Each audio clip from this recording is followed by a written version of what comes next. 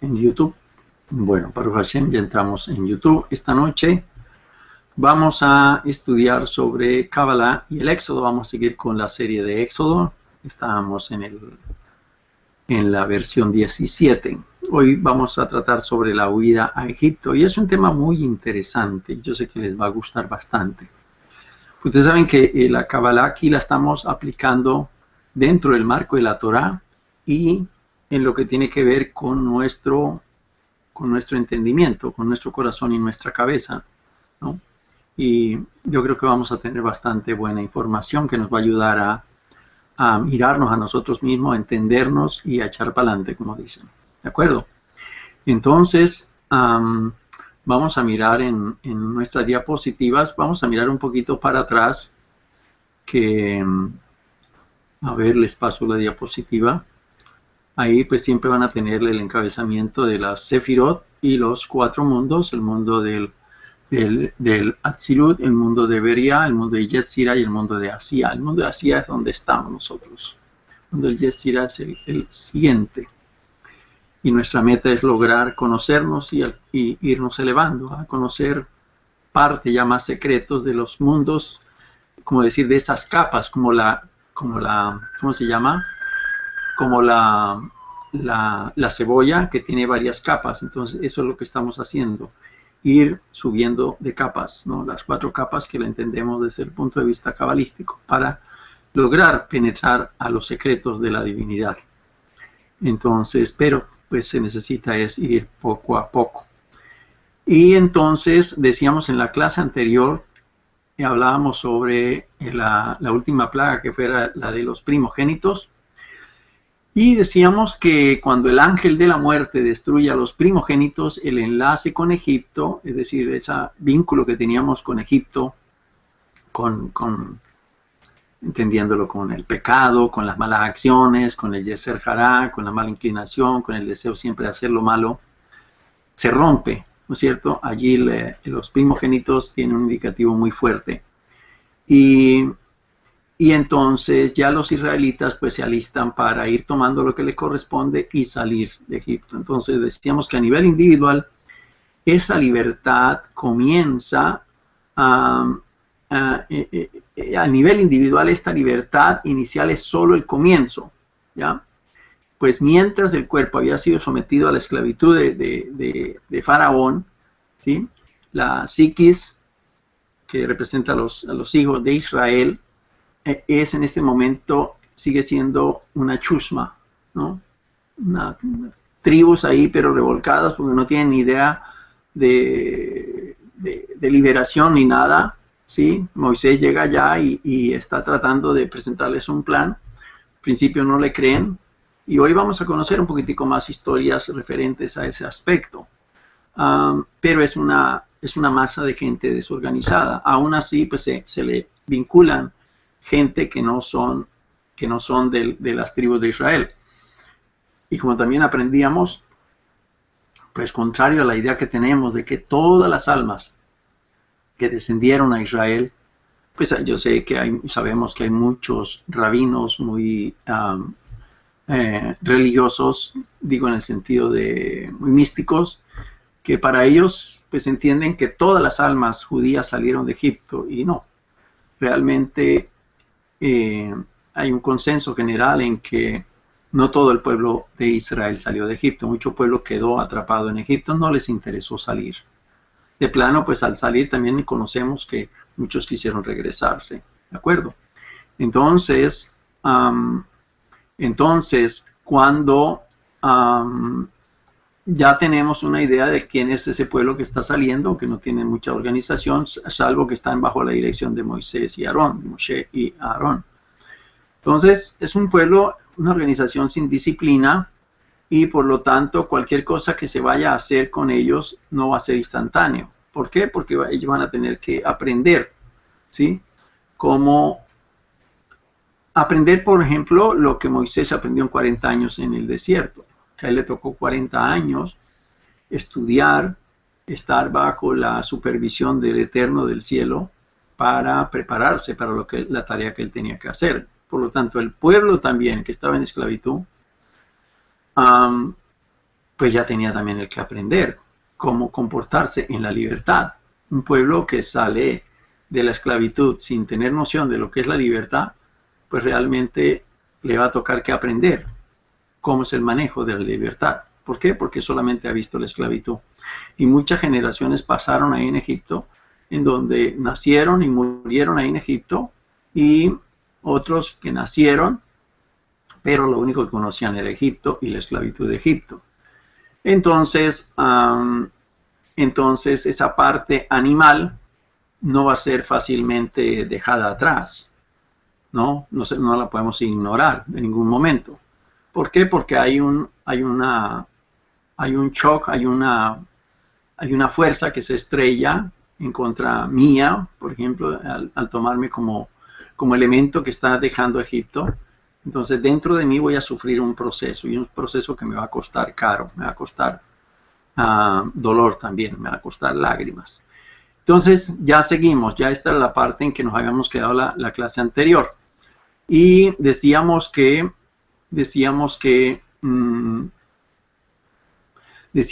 con la muerte de los primogénitos, ¿qué es lo que sucede? Que se inicia una nueva vida. Es decir, hay una muerte, entonces hay un nuevo vivir. Al morir algo, nace algo, ¿no?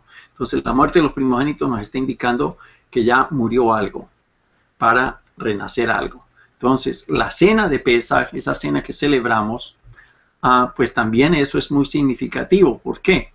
Porque es transformada en un ritual que indefectiblemente levanta el nivel de aquellos que toman parte en ella.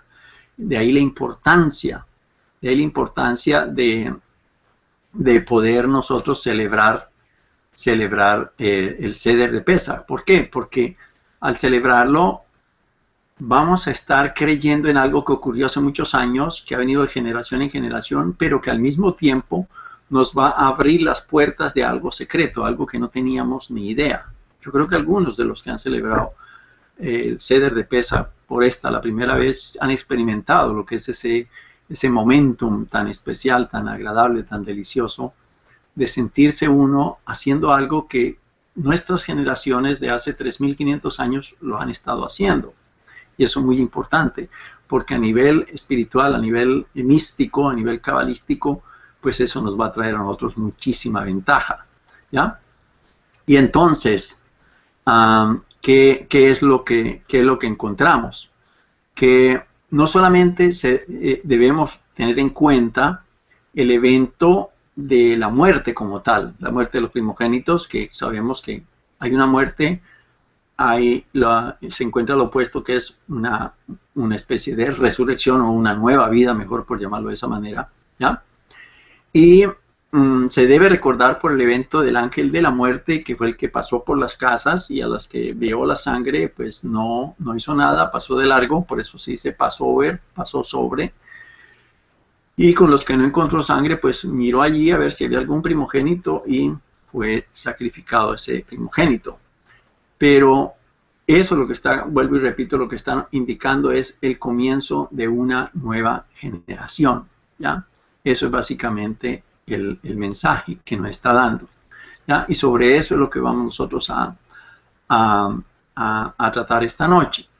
Lo mismo, como ya también les decía hace un momento, al comenzar Pesaj, también el siguiente día de Pesaj, comenzamos la cuenta del Omer, que son los 49 días para llegar a Shavuot. Dentro de 46 días ya estaremos celebrando otra fiesta, que es la fiesta de Shavuot, la fiesta del recogimiento de las ¿cómo se llama?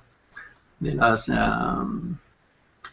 cosecha de cebada, que está bellamente representada también por la historia que conocemos de Ruth, la moabita, recuerdan ustedes. Entonces también vamos a prestarnos dentro de 40 días para celebrar esa otra fiesta, la fiesta de Shavuot. Ya estamos comenzando a contar el Omer. Y esa práctica de comer matzot también durante los 7 días es para recordarnos, y esto es algo muy importante, los 7 niveles de ascenso al salir de la esclavitud, ¿no? Habíamos caído, ahora entonces, son 7 días que nos representan, esos 7 días nos están representando es el mundo, la vida como tal, que el mundo fue creado en 7 días, ¿no? 6 días y el séptimo se descansó. Entonces es la representación de las generaciones, de la vida como tal, esos 7 días. Entonces esos 7 días nosotros comemos matzot. Se nos es prohibido comer pan leudado. ¿Y por qué? Porque es un proceso más espiritual el que vamos a estar llevando a cabo. ¿Por qué? Porque es un pan que no tiene fermento, por lo tanto estamos asumiendo la responsabilidad de que queremos que nuestras acciones no tengan tanto, vamos a decirlo, tanta levadura, tanta fermentación, ¿sí? Que la fermentación, pues ustedes saben, lo lleva a uno a la arrogancia, a la prepotencia, ¿sí? Entonces eso nos va a sembrar en nuestras vidas un camino de humildad, que es básicamente lo que se persigue. Entonces esos 7 días representan esos 7 niveles de ascenso cuando salimos nosotros de la esclavitud. ¿Y cuáles son? Uno es el dominio del cuerpo. ¿Por qué? Porque ya hemos estado aprendiendo a conocer el cuerpo. Conocemos el cuerpo, conocemos el alma, conocemos la psiquis, conocemos los elementos que conforman todo este rollo para podernos entender por qué es que actuamos en cierta manera. Una parte del dominio del cuerpo, otra parte del dominio del ego. ¿Sí? Dominio del ego. Otra, que es que ya vamos logrando alcanzar la voluntad. ¿Sí? Porque antes estábamos bajo la voluntad de un emperador, de un rey, de un monarca, de un dictador o lo que fuera. ¿Ya? Ahora vamos mirando que, oye, aquí hay algo nuevo, yo puedo hacer algo. ¿Sí? Entonces mi voluntad ya comienza a despertarse. También el albedrío o la voluntad ya completa, ¿no? Una cosa me doy cuenta y otra cosa que ya logro ese albedrío, ya comienza a ejecutarse en mí, a ejecutar mi voluntad completamente. Otro, que ya mi alma queda sometida, ya yo estoy pensando en función del alma, antes pensaba era en función del cuerpo y ahora aquí esto me permite a mí pensar en función del alma. Otro, que es, ya vamos subiendo, es el acceso a la parte espiritual, el acceso al espíritu. ¿Ya? Y por último, que ese acceso al espíritu, ¿qué pasa? Que nos lleva y nos pone en contacto con la divinidad, ¿ya? Pero para eso necesitamos ir subiendo esas etapas, necesitamos estar abajo para conocer el proceso de cómo llegar a la divinidad. Entonces, esos 7 días de comer matzot, lo que realmente nos representan a nosotros desde el plano místico, del plano cabalístico, es eso, es que cada uno de esos días está representando uno de esos niveles con los cuales nosotros vamos a alcanzar ciertas metas espirituales que habíamos perdido. Las metas de Abraham vino, de Isaac vino, de Jacob vino, de Yosef y de nuestras matriarcas, Sara, Rebeca, Raquel y Lea. Todo eso se había perdido, ¿no? De eso nada quedaba. Entonces ahora ya lo estamos recuperando. ¿Se dan cuenta? Entonces de esa manera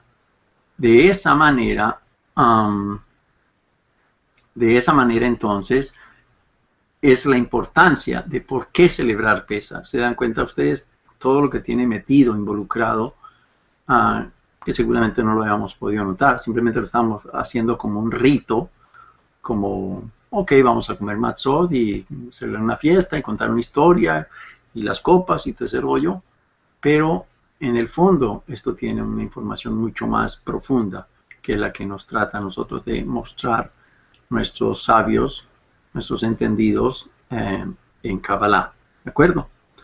Entonces, aquí les paso esos 7 niveles para que ustedes tengan nota, tengan cuenta cuáles son, para ir desarrollándonos con base en ellos. Entonces, ¿qué ocurre? Que los hijos de Israel, ¿qué pasa? Que nos dice la historia que al salir de Egipto, ellos tienen una misión, la misión de cargar con los huesos de Joseph, ¿no? El que fue monarca, ¿sí? Fue el segundo después del faraón. Entonces ellos tenían la responsabilidad de cargar con los huesos de Joseph, de la manera que Joseph se los había pedido. Recordamos, si leemos la Torá, nos vamos a dar cuenta ahí que él les había pedido que cuando salieran de esa tierra no volvieran a llevar sus huesos a la tierra de sus padres, a la tierra santa. No querían ni que sus huesos quedaran allí en ese lugar, un lugar de idolatría. Él no quería eso. Entonces, eso, ¿qué es lo que simboliza? Esto es el retiro simbólico del primer hebreo que vino a residir en Egipto, que vino a residir. Una cosa es que Jacob estuvo allí, ¿sí? Y ya Joseph, pues por mandato divino, vino y su vida la hizo en Egipto y fue un gobernador de Egipto, ¿ya? Entonces, ahí es considerado como el primer hebreo que vino a residir. Una cosa es habitar, otra cosa es residir. Ya se puede habitar por una semana, por un mes. Él residió allí durante su vida, ¿okay? Entonces, al recogerle los huesos, el proceso de descenso a la carne ya finito, ya se acaba, culmina y comienza el nuevo ascenso, ¿ya? Ya estamos hablando aquí de un personaje que también nos está indicando que ya murió, pero que se necesita que sacar los vestigios que quedaron de él, que no queden en tierra prohibida, que no queden en tierra pagana, en tierra de idolatría, sino que aún sus huesos salgan de allí, de ese lugar contaminado, ¿ya? Entonces, eso nos está indicando también algo muy interesante. ¿Qué conocemos además de eso? ¿Qué nos indica algo más en lo que estamos mirando? Pues esto lo podríamos entender como un proceso que en hebreo conocemos como la teshuvá. La teshuvá, que es lo que vagamente entendemos como el arrepentimiento, pero que, como hemos dicho siempre, la teshuvá tiene mucho más que eso. La teshuvá está compuesto, sabemos, de 4 elementos, que son el conocimiento de que hay algo malo, ¿no? Ese reconocimiento, la confesión de que hay algo malo, el cambio de vía, ¿sí? Cambiar el estilo de vida que se lleva y el compromiso que la persona se hace consigo mismo de no volver a caminar dentro de ese camino de idolatría. Esa es la Teshuvá. Entonces, esto de Joseph nos está indicando eso. ¿Por qué? Porque ni aún los huesos quedan en Egipto. Los huesos, a pesar de que él había sido utilizado por el Eterno para la misión que tuvo que desarrollar para bien de todo el pueblo de Israel, pero aún así él tiene que devolverse. Sus huesos tienen que ser enterrados en Tierra Santa.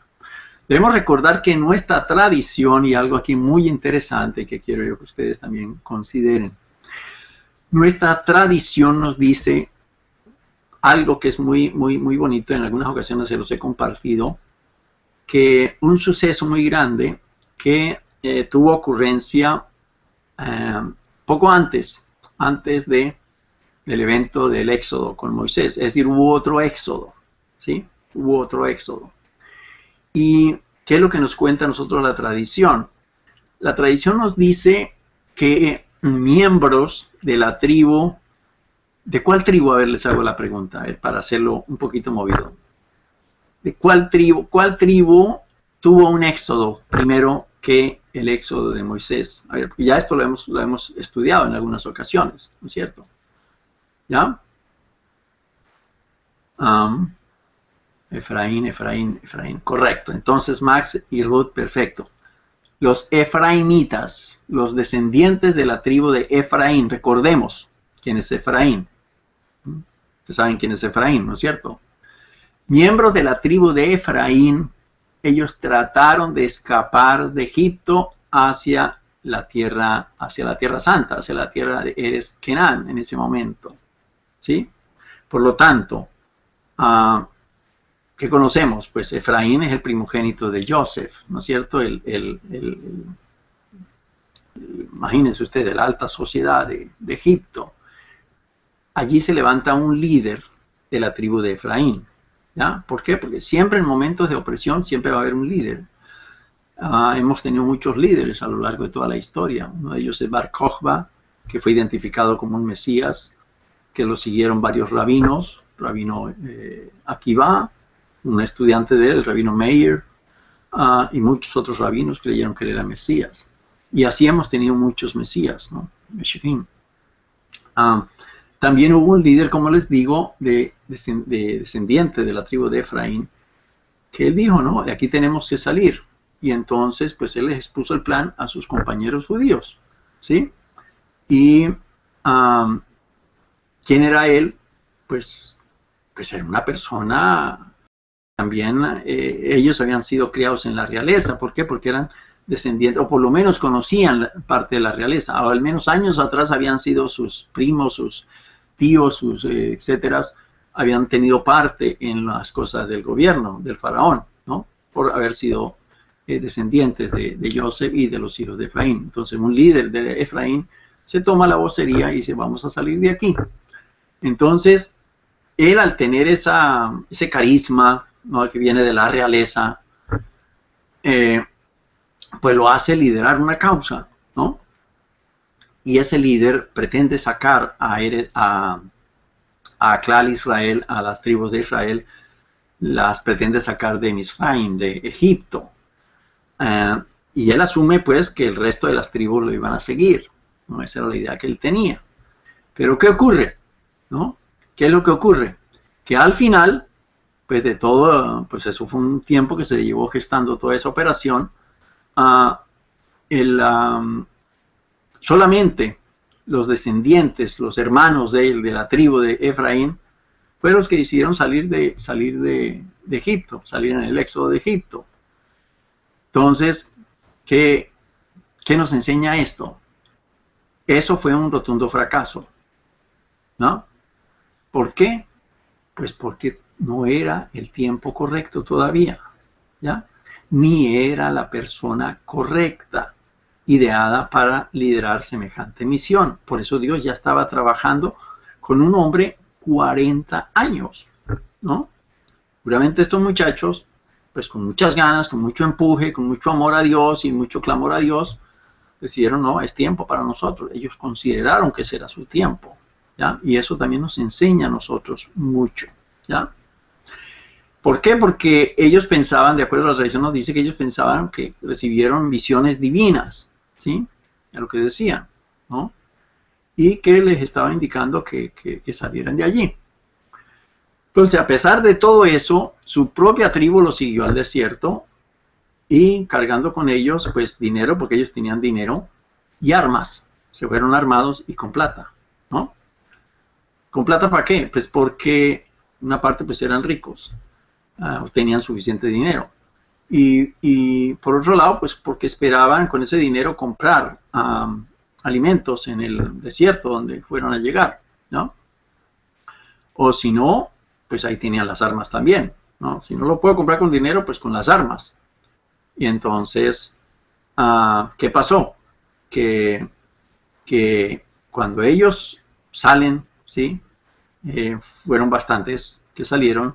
Cuando ellos salen de Egipto, pues salen ellos escabulléndose los vigilantes de Egipto. Acuérdense que Egipto tenía puertas, portones.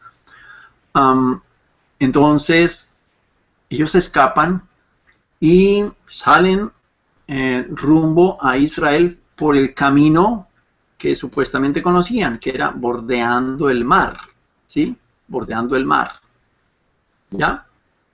Es decir, saliendo de Egipto, que era lo que inicialmente se había pensado que hiciera Moisés, pero Dios cambió los planes con Moisés. Entonces ellos, si hacen eso, ellos siguen el camino que ellos creyeron que era el correcto, ¿ya? Pero, ¿qué pasó? Que están muertos de hambre, no consiguen comprar alimentos, y lo que sucede es que los tratan de quitar a la fuerza y se van a las armas, y lo que sucede es una masacre. Los masacran a ellos, a los descendientes de la tribu de Efraín. Tan solo 10, dice la tradición, que tan solo 10 escaparon para devolverse a Egipto y contar la historia, ¿ya? contárselo a sus compañeros en Egipto. Eso es lo que la tradición nos dice. Creo que ya lo hemos conversado en alguna ocasión. Entonces, ¿cuál es el mensaje de esto, ¿no? Cabalísticamente, ¿qué es lo que podemos nosotros aprender de esa primera insurrección que hubo? Esto, pues, nos enseña que nadie puede intentar su propia jornada si no se ha preparado debidamente, ¿ya? Y eso es importante considerarlo, ¿ya? Por eso Hashem, conociendo al pueblo de Israel, lo duro de servir, los tarugos, los pendencieros, los que se sienten bien y todo el mundo pelea con todo el mundo, están mal y todo el mundo se acoge. Conociendo al pueblo de Israel, pues él dijo, este pueblo es de duro servicio, vamos a necesitar 40 años al menos que este líder se prepare para los 40 años siguientes que ellos les va a tocar habitar en el desierto, que no era nada fácil. Entonces, nadie puede intentar liberarse de esa manera con los medios que tiene al alcance. ¿Por qué? Vamos a decir, si una persona, un expresidiario se vuelve a la cárcel, pues bueno, tendrá que tener un buen plan, ¿sí? En los tiempos actuales pues sería muy diferente, pero aquí estamos hablando en términos cabalísticos en donde tiene la relación el cuerpo y el alma. Se necesita una preparación, ¿ya? Y por eso podemos entender nosotros los procesos que mucha gente, por los cuales mucha gente tiene que pasar. Que sabemos que muchos judíos, por ejemplo, pues porque los países donde llegaron les fue bien, triunfaron, prosperaron y se olvidaron de Dios. Y ya los hijos crecieron sin Dios, sin pacto, sin ley, sin nada. Y no judaísmo, no Torah, no nada, ¿no es cierto? Entonces, completamente ateos, ¿ya? Y así pasan esas generaciones. Estos judíos allá, estos israelitas que estaban en Egipto, estaban en las mismas condiciones. Ellos adoraban los dioses de Egipto, eso lo sabemos. Ellos se habían asimilado a las costumbres egipcias, ¿ya? Toda la vida de ellos era alrededor de Egipto, ¿okay? Porque eso lo vamos a ver posteriormente, cuando ellos creen que buscar la presencia de Dios era a través del cordero que ya ellos habían adorado en Egipto. Entonces lo traen esa imagen y lo hacen también allí en el desierto, creyendo que Moisés se había desaparecido. Entonces fíjense que no es nada fácil dejar esas costumbres. Por eso le digo que no se puede intentar la propia jornada, esa propia liberación, si no se ha preparado debidamente. Entonces, en este caso de los efraimitas que tenemos la fuerza, ¿sí? Las armas y la riqueza. Pero eso no tiene sentido en la dimensión espiritual. Y otra cosa, las visiones que dice mucha gente, a veces la gente tener, no siempre son originadas de una fuente divina. Y eso lo encontramos nosotros en cantidades de ejemplos, ¿ya? Vamos a recordar, por ejemplo, el caso de España, Sefarad, cuando los reyes. Había mucha gente que tenía mucho dinero. Pues sabemos que muchos judíos hacían parte de la corte del rey, ¿cierto? Y de la reina. Y pensaban ellos que por estar al servicio de la corte, ellos iban a estar perdonados. Y no, absolutamente. Eran judíos, olían a judíos y tanto a ellos como a los más pobres les tocó la misma suerte. O se convierten al catolicismo o dejan estas tierras, so pena de muerte. Entonces ahí tienen ustedes las eventualidades a las que se pueden enfrentar. Entonces, esta es la situación de los efraimitas, que ellos pensaron que con la fuerza podían hacerlo todo. O con la riqueza también. Lo mismo lo vemos, ya hemos dicho muchas veces, en el caso de Alemania.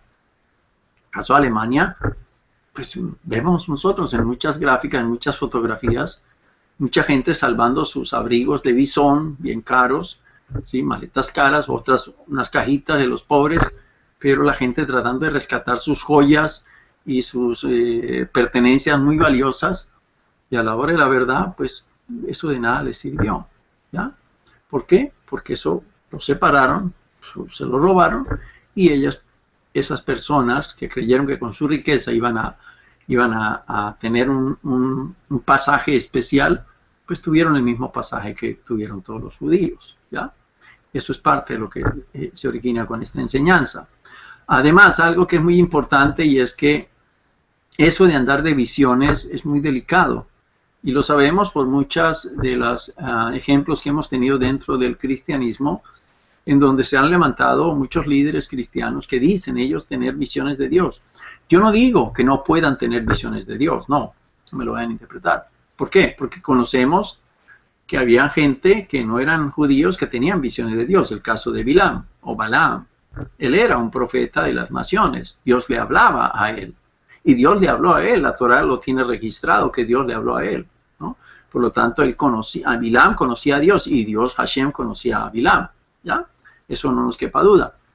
Entonces, pero el problema es que mucha gente a veces dentro y fuera de Israel, el ser humano a veces piensa que un pensamiento puede ser visión de Dios. Y resulta que aprendemos por medio de los profetas que ellos tenían que hacer cursos, es decir, ellos tenían que entrar a una yeshiva, a una casa de estudio para ser profeta. Eso no era que, oye hermano, yo estoy teniendo una visión y Dios me dice esto y aquello. Eso no era así de fácil. Los profetas grandes que hemos tenido como Yeshayahu, como Yahu Hanabí, Elisha Hanabí, Oshea, Amós, todos esos grandes profetas, ellos empezando eran hijos de profetas, eran educados para ser profetas, pero ellos tenían que hacer unos cursos muy delicados para saber reconocer cuando una visión venía de Dios y cuando venía de su propia imaginación, de su propia psiquis, ¿me comprenden? Entonces, en el caso de los efraimitas, pues esa parte visionaria era de su propia vanidad y de su propio orgullo, ¿ya? Y pues pensando en que la herencia que traían, eso les iba a servir para que, como soy hijo de Efraín, el viceroy, el virrey de Egipto, pues me tengo ganado cierto lugar, ¿no? Yo conocí mucha gente también dentro de amigos cristiánicos que me dicen que porque son predicadores y que predican, tienen mucha labia y son conocidos, entonces que supuestamente Dios tiene un agradecimiento con ellos, ¿no? Por el hecho que están predicando. Y pues yo les digo que sigan pensando en semejante idea, porque ya ustedes saben la respuesta. Lo cierto es que uno puede caer fácilmente en esas redes. Es una red muy bonita, ¿no? O que uno esté diciendo cosas y salgan y todas se crean, pero uno tiene que tener la cautela necesaria y la sabiduría necesaria para saber cuándo es del Eterno y cuándo no es del Eterno, cuándo proviene de su propia vanidad, ¿no? De su propio orgullo, ¿ya? Como que, yo soy grande, yo me lo he ganado porque yo venía estudiando Torah durante 20, 30, 40 años. Eso es vanidad, ¿ya? Entonces, eso fue lo que ocurrió con esta gente, ¿no? Y lo hemos visto en tantos ejemplos. Acuérdense hace poco, unos 2, 3 años atrás, cuando este señor predicador aquí muy famoso en los Estados Unidos, pues predijo que Jesús, el Mesías de ellos, el Mesías cristiánico, iba a venir a hacerles el rapto, ¿no? Y se quedaron esperando, porque no hubo ni rapto, ni hubo Jesús, ni hubo nada. Eso era pura tomadera de pelo para poderles sacar el dinero. Otro ejemplo tenemos nosotros hace años, ¿no? Cuando se presentó Jim Jones, recuerdan ustedes, con Jonestown, allá en las, ¿cómo se llama?, cerca de Brasil, que hubo una masacre enorme, creo que fueron cerca de 1000 personas que se suicidaron por causa de ese líder. Y tantas otras, el otro líder, David, también, de la secta de David, aquí en Texas también.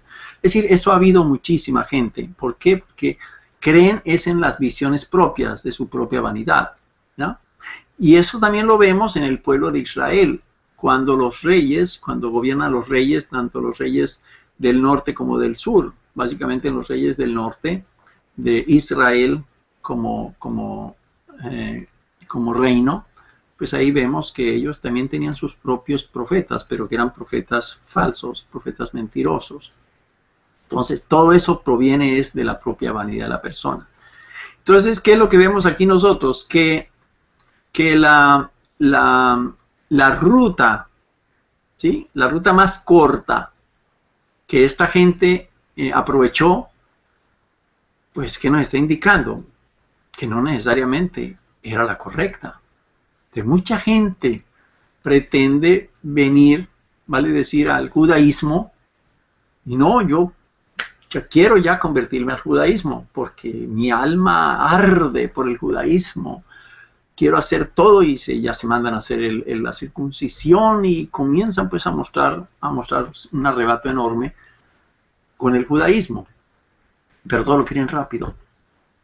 Y les digo, yo he tenido conocimiento, he conocido personas, amigos, que han venido en esa situación, pensando que ese fuego que tienen dentro, pues les va a abrir las puertas. Y sí, algunas puertas se les abren, pero son puertas engañosas y caen ahí en el engaño. ¿Por qué? Porque están buscando la ruta más corta, más rápida, ¿ya? Y la verdad, lo que les he dicho siempre, lo primero que Hashem está buscando de nosotros no es que tengamos un documento que diga, ya eres judío. ¿Ya? Ya soy judío. Ahora sí que me llamen judío. No, sino que la conversión sea que la boca nuestra esté circuncidada, como dice él, ¿sí? El corazón nuestro esté circuncidado, antes también que la parte física nuestra esté circuncidada. Eso es lo que realmente Hashem está buscando, ¿ya? Para realmente acercarse a Hashem, a la persona, porque el resto de la persona se va a acercar a un club, a una secta, a un movimiento, ¿sí? Pero realmente la cercanía con el Eterno va a estar muy, muy, muy lejos. Y eso es bastante importante considerarlo. Entonces, no siempre la ruta más corta es necesariamente la mejor. Y eso también es importante mirarlo, y sobre todo para nosotros que vivimos estudiando Torah, ¿no es cierto? Entonces, eso pasa con la gente que acude a estados generados por drogas, por ejemplo, o elementos externos, ¿no? Como dije anteriormente, por la arrogancia, por la vanidad, ¿sí? Que al final, pues esto termina destruyendo a las personas, ¿sí? Destruyen sus cuerpos, destruyen su mente ya se convierte en una mente tullida, mutilada, ¿no? Su psiquis queda inservible. ¿Por qué? Porque quisieron hacer las cosas tan rápido que se estrellaron y no aguantaron el estrellamiento. Y entonces ya son afectados terriblemente. Su psique se afecta, su corazón se afecta, su vida se afecta, ¿ya? Y son muchas las historias que uno conoce con eso, ¿ya? Entonces, eso es lo que la historia de los efraimitas nos enseña a nosotros desde el punto de vista cabalístico, y eso tenemos que considerarlo muy seriamente nosotros, ¿ya? Entonces, como les decía, pues hay que tener cuidado con esos estados con esos estados de alegría, de falsa religiosidad, de falsas estados visionarios, ¿ya? ¿Por qué? Porque más adelante nos pueden atraer a nosotros problemas. Normalmente las emociones, que les digo, las emociones nosotros las necesitamos, son parte de nosotros, pero las emociones nosotros tenemos el deber de modularlas, de controlarlas, porque de lo contrario las emociones nos van a controlar a nosotros y terminamos fuera del camino, ¿ya? Cuando decimos, me enamoré, perdidamente me enamoré, ¿no? Y dejan todo por el enamoramiento. Me enamoré de ese carro, ese Jaguar o ese Mustang, y dejan todo, dejan hasta la mujer, dejan los hijos y se van, se enamoran tanto del carro que gastan todo el dinero para conseguirse su carro, o su novia, o su novio, o lo que sea, ¿ya? Por la pasión, porque no han dominado la pasión. Y más adelante se quedan sin el carro, o sin el esposo, sin el novio, sin el que sea, o sin la casa o lo que fuera, porque obraron fue emotivamente, apasionadamente, ¿ya? Entonces, en eso nosotros tenemos que tener bastante cuidado, ¿ya? Entonces, pues, como resultado de eso, pues tenemos que evitar es que nuestra psiquis, que es la que nos motora el cuerpo, pues vaya a quedar tullida. Una mente tullida, pues realmente le va a causar a una persona bastantes problemas, ¿ok? Entonces, eso para que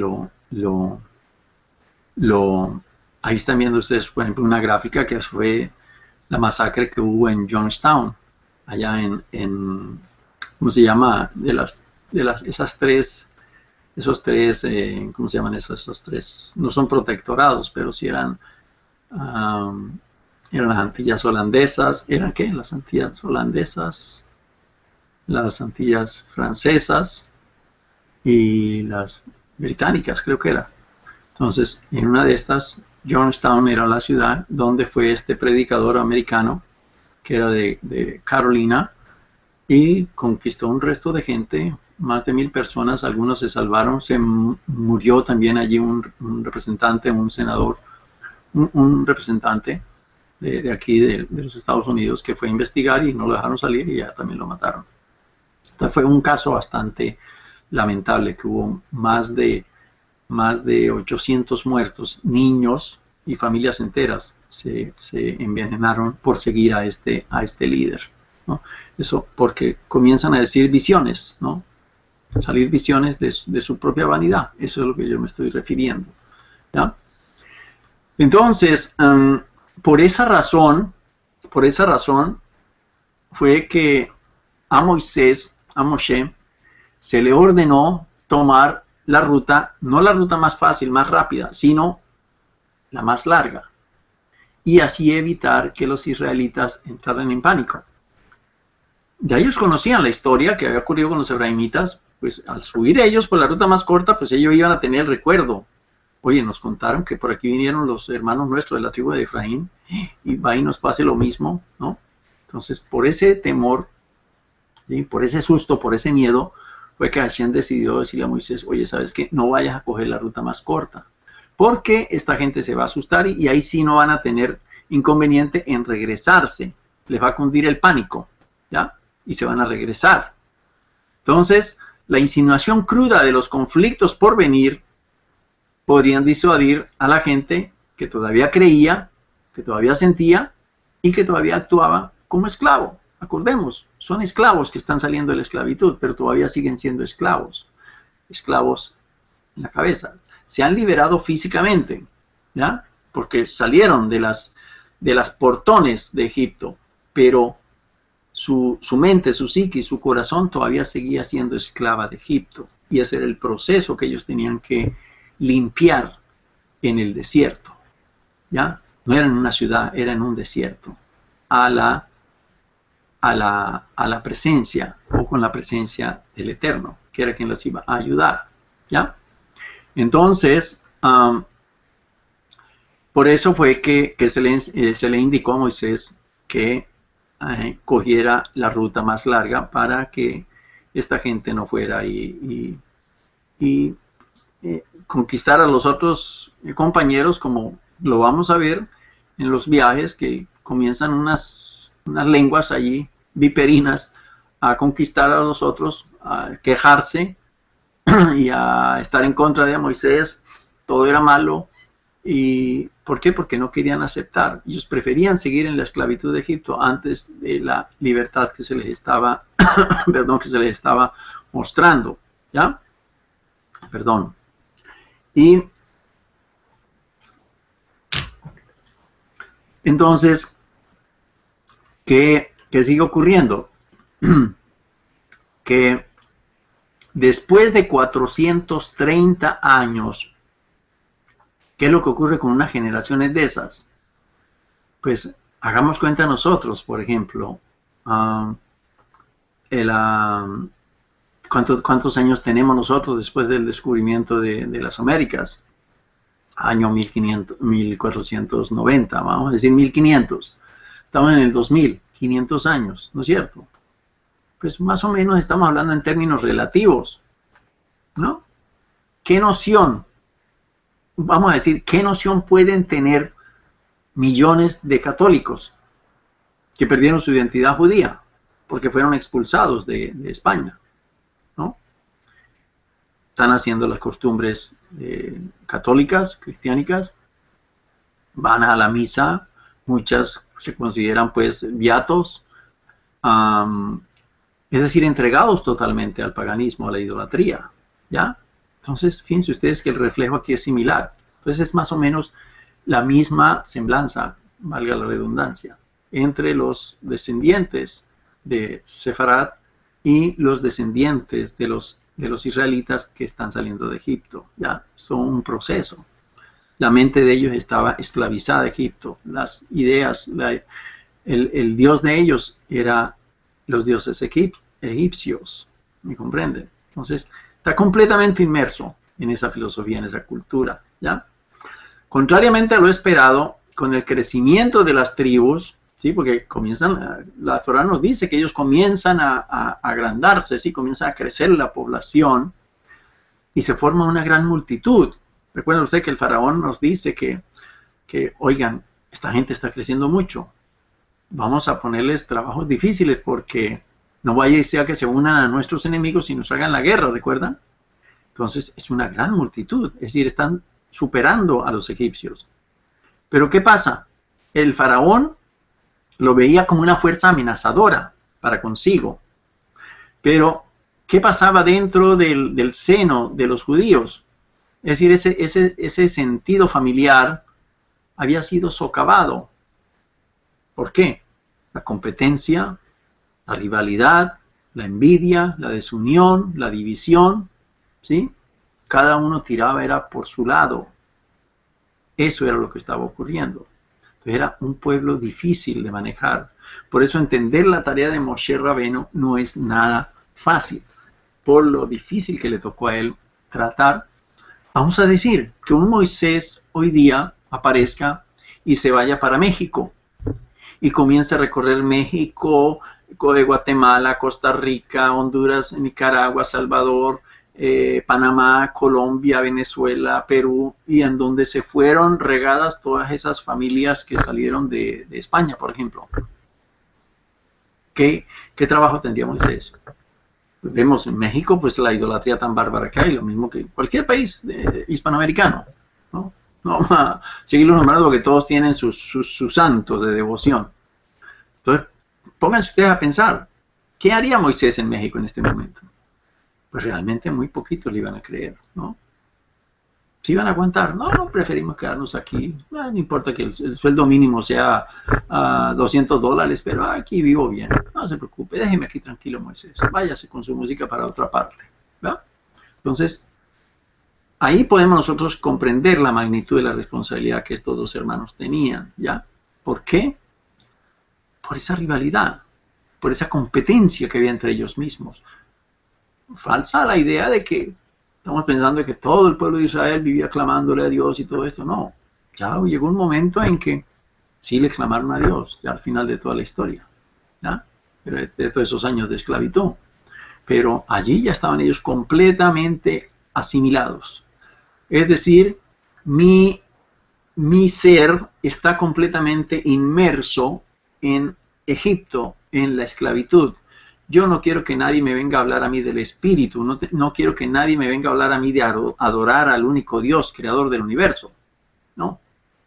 Algunos dirán, ok, que me vengan a hablar, es bonito y que me vengan y me hablen, pero que me dejen a mí con la idea de que yo divido a Dios en tres personas, ¿no? Como dicen los cristiánicos o los mesiánicos, ¿no? Entonces, si me dejan así, pues ok, tranquilo, yo les sigo la fiesta, ¿no? Entonces, tenemos ahí una situación bastante difícil, ¿no? Y eso era lo que ellos querían perseguir, ¿ya? Pues tratando con esclavos que salen, es decir, ese soy yo que está saliendo de Egipto.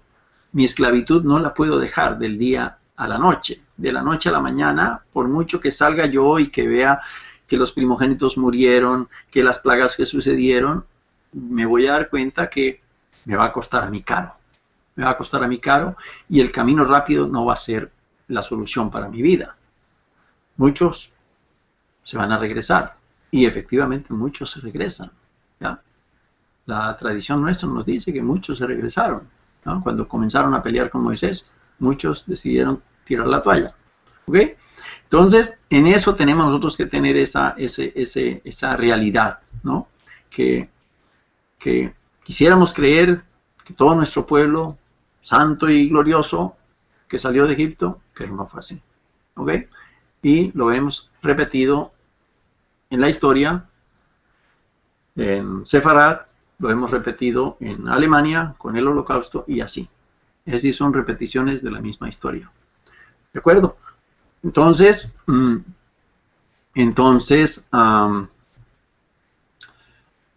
ver, les paso las diapositivas. Entonces ya vemos aquí que no tenemos a un Israel como el que quisiéramos verlo. Y fíjense ustedes, pues a pesar de todo, de que sale Moisés, de que el pueblo recibe las tablas, de que caminan en el desierto 40 años, de que entran a la tierra de Israel, ¿y qué pasa en la tierra de Israel?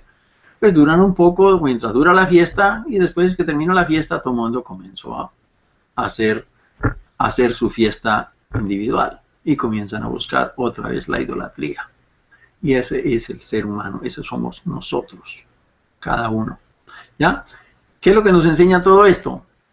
La psiquis es simple en los jóvenes, pero con los adultos la vida se vuelve más compleja. Y esto crea características contradictorias y desorden entre los aspectos relacionados con el consciente y con el inconsciente de una persona que no ha sido entrenada previamente, ¿ya? Por eso es difícil manejar con personas no entrenadas.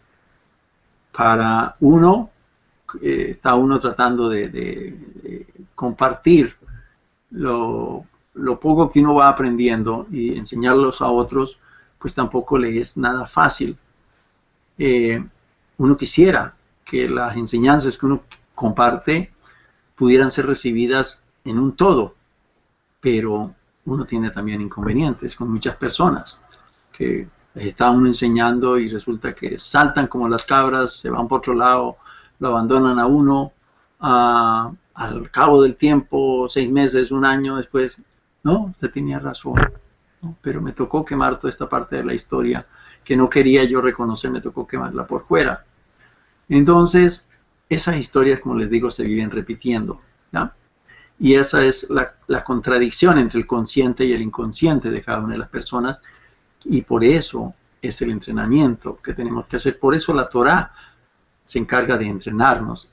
Nosotros venir a estudiar Torá, es eso lo que estamos haciendo, nos estamos entrenando para ese éxodo de Egipto. Vuelvo y repito, siempre les digo, nosotros no salimos totalmente de Egipto. Algo nos queda agarrado, tenemos algo amarrado a Egipto. Todavía en el día de hoy, cualquiera de nosotros, no es fácil para nosotros.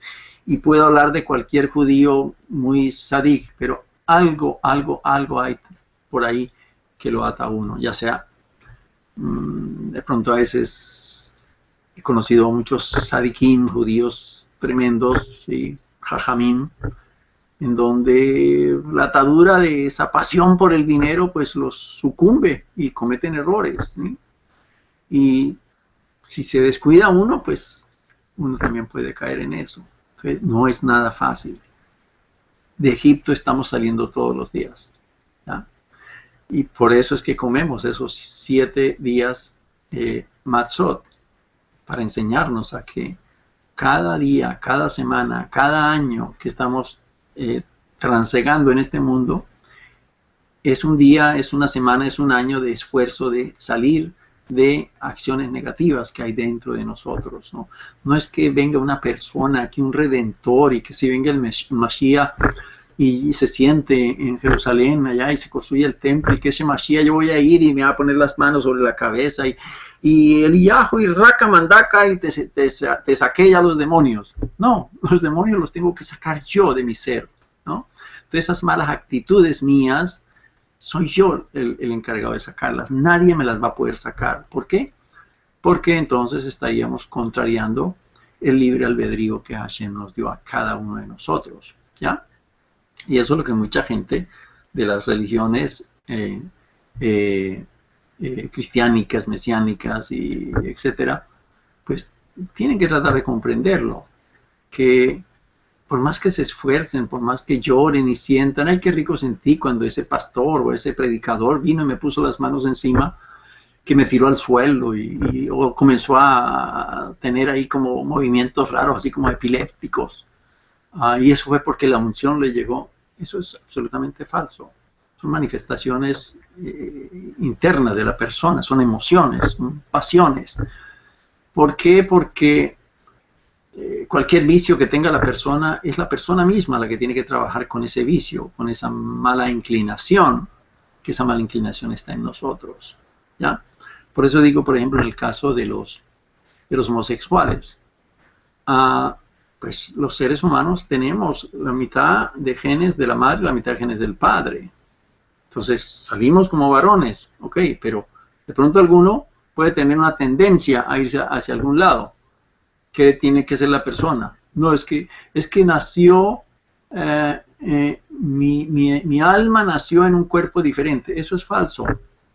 La persona tiene que trabajar duro para empujarse hacia el camino para el cual fue señalado, ¿ya?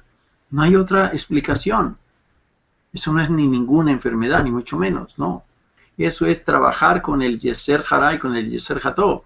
Cualquier persona puede tener las mismas inclinaciones, ¿sí? Una mujer con otra mujer, un hombre con otro hombre, pero la persona, conociendo cuáles son los principios con los cuales se mueve la vida, pues tiene que ceñirse a ellos y oye, me estoy dando para este lado, me están gustando los hombres, esto no puede ser, hay que enderezarnos, ¿ya?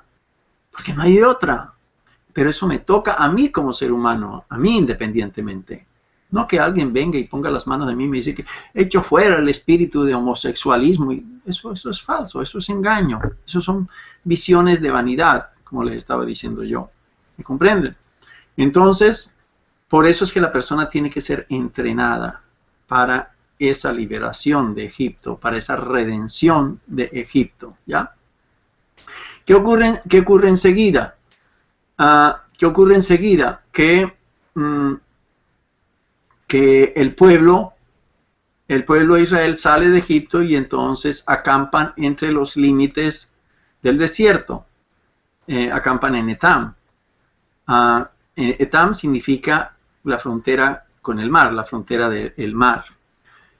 En términos cabalísticos, el mar de los rojos o el mar de los juncos es el borde del mundo de Yetzirah, el mundo inmediatamente superior al mundo de la Shia, el mundo en donde estamos, ¿ya? O sea, el mundo del Yetzirah, es decir, ahí vamos a subir. ¿Por qué? Porque estamos en la base, en la materia, en la tierra, ¿sí? Los pies sobre la tierra, pero vamos a subir ese mundo de Yetzirah, ¿ya? Ese mundo en donde vamos a tener una experiencia, como dice la canción, una experiencia religiosa, ¿ya? Eso es la frontera del inconsciente, ¿sí? Que viene y lo apachurra, lo estrecha, el Hod y el Netzah. ¿Quién es el Hod y quién es el Netzah? Dijimos que el Hod representaban a Moisés y a Aarón su hermano. Ellos son el Hod y el Netzah. Entonces ahí viene al Yesod, ¿sí? Lo aprieta, ¿ya? Y con el objeto de subirlo hacia un nivel superior, subirlo hacia el nivel del Yetzirah, de ese segundo mundo que no había conocido antes. ¿Ya? Eso es lo que está representando ese límite en donde ya Dios les está diciendo acampen aquí, y ahí acampan por un tiempo en Etam, ¿ya? Luego las escrituras, ¿qué sucede? Que las escrituras nos informan que Hashem se mueve, comienza a moverse delante de ellos, ¿sí? Pone en el día una columna en una nube y por la noche en una columna de fuego, ¿ya? ¿Y qué es lo que está representándose ahí? Ahí es la presencia del Eterno, ¿no es cierto? Esa nube y ese fuego es la representación del Eterno, la Shekinah del Eterno que está con ellos, está acompañándolos. Entonces aquí los individuos que alcanzan a llegar a esta estancia, reconocen entonces la presencia divina, la Shejinah, que la Shejinah comienza a guiarlos a través del desierto, ¿no? Ese es el desierto que atraviesan. Esa Shejinah abajo está representada por el Malhut, ¿sí? Por el reino, ¿ya? Y aquí está empujando a ese Yesod hacia arriba, suba, pero iba a estar estrechado por Aarón y por Moshe Rabenu, ¿ya? Para lograr conquistar un nivel superior. Eso es lo que nos corresponde a nosotros, ¿sí?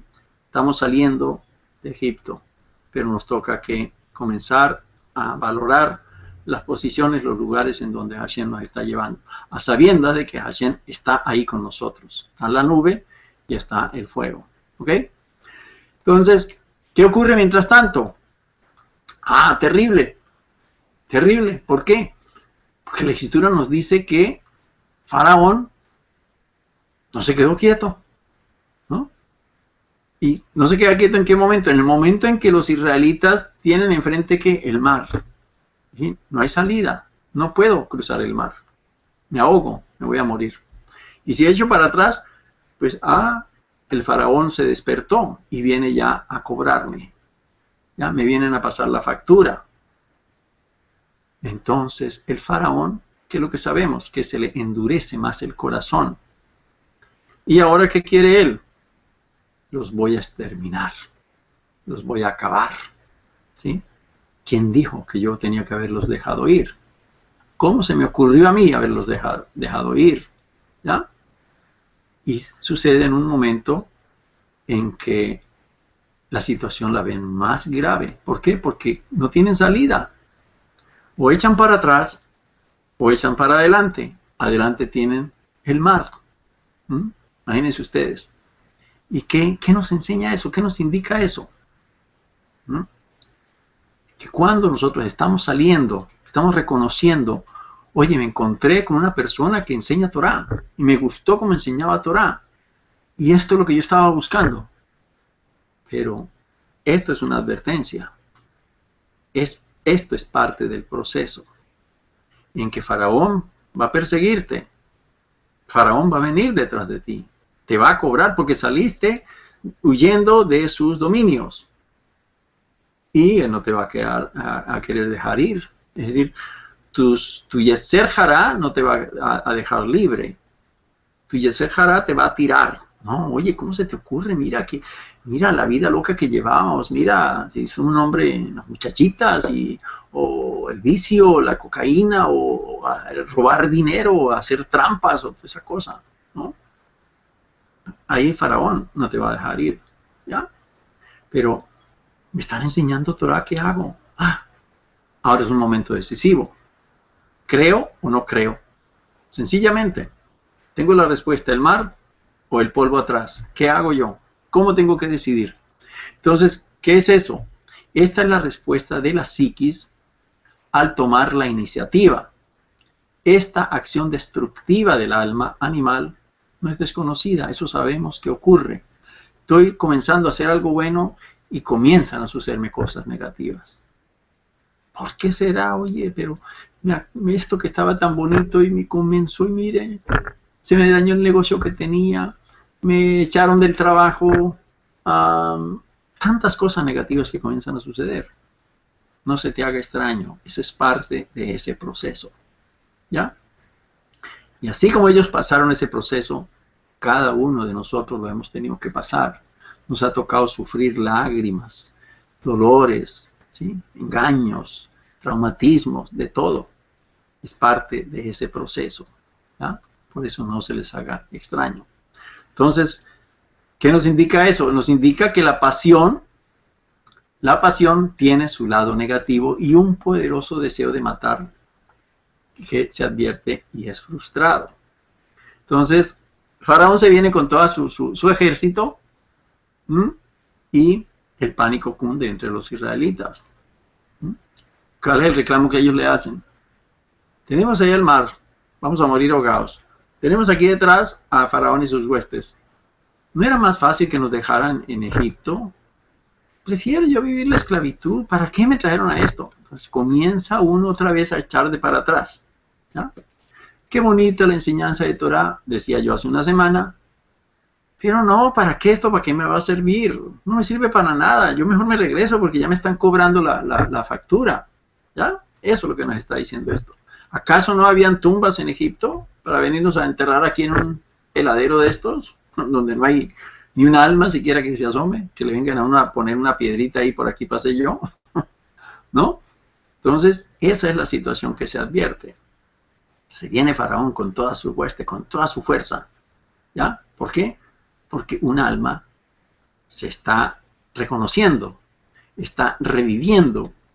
Ese primogénito que murió le dio vida a un nuevo ser, y ese nuevo ser se está cambiando, se está mutando, pero su pasado no lo deja cambiar.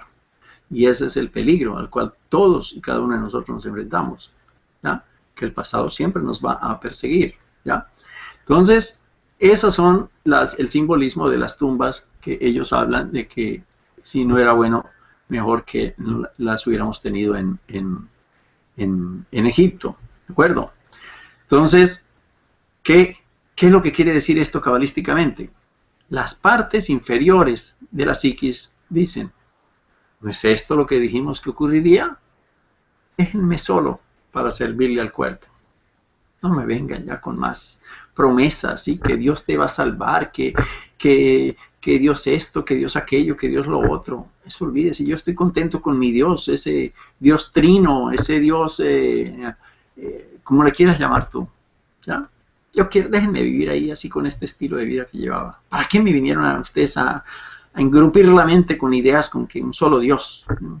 Y una Torah, ¿eso para qué? Déjenme a mí con un Nuevo Testamento, con un Corán, con cualquier libro, que somos especialistas en crear doctrinas, ¿no es cierto? Es mucho mejor para nosotros seguir siendo esclavos que morir en un desierto de lo desconocido. Esa es la situación que se nos presenta a cada uno de nosotros, ¿ya? Por eso le decía que no es fácil salir de ahí. Pero, como sabemos, Moshe y Aarón pues permanecen a cada lado, en Nesab y en Jod, como les dije, y les responden, un momento, no tengan miedo, esténse quietos y conozcan que van a ver la salvación de Dios. Esténse quietos y verán la salvación de Dios. ¿Esto qué es lo que quiere decir? Cálmense, céntrense, mírense adentro, ¿sí? Miren su interior y observen la divinidad que va a operar. Es decir, saliste ahí creyendo en un Dios, pues es el momento en que tú vas a creerle a ese Dios. Ya vas a dejar de creer en Dios para creerle a Dios, que va a hacer algo fuerte, ¿ya? Ese es el momento en que la divinidad va a operar. Entonces, la esperanza y la creencia puede sostener la psiquis sin un entrenamiento constante cuando se enfrenta a los ejércitos concertados del cuerpo. Es decir, todo ese ejército, todas esas ideas, todos esos recuerdos me vienen a atacar, ¿ya? ¿Qué dice Moisés? El Señor peleará por vosotros y vosotros estaréis tranquilos, le dijo Moisés cuando vio que el faraón había acampado cerca. Eso es lo que estas famosas historias de la salida de Egipto nos están tratando de enseñar a cada uno de nosotros. Pues bueno, espero haberles ayudado un poquito más a comprender interiormente qué es lo que significa Pesaj, qué es lo que significa la salida de Egipto y la relación que guarda con la vida de cada uno de nosotros. Vuelvo y repito, no es nada, absolutamente nada fácil. Por eso decimos siempre, el judaísmo no es nada fácil, porque es el camino en donde nos vamos a conocer nosotros completamente, ¿ya? Donde nos vamos a conocer a sí mismos. Por supuesto, vamos a conocer a otros, ¿ya? Eso es la esencia de todo esto. Muy bien, mis amigos, pues espero que esta noche hayamos podido conocer un poquito más y que esto nos ayude para bien para cada uno de nosotros, sobre todo en esta semana de Pesaj, que todavía estamos celebrando. Muy bien, vamos a mirar a ver quiénes de nuestros amigos están por por YouTube. A ver si veo yo. A ver si veo yo a mis amigos de YouTube. Baruch Hashem, Irene y Ramón. A ver, a ver si yo puedo entrar. Bueno, un lejaim para todos. Porque es que no estoy viendo el chat de YouTube. Quisiera verlo y saludar a los que están allá en YouTube, que siempre vienen. Y por ahí me dejan a veces preguntas. Por ahí alguien me dejó una pregunta muy interesante que yo creo que nos va a dar el chance para hacer una clase sobre esa respuesta, porque es muy bonita la pregunta que me hizo uno de nuestros visitantes en YouTube. Así que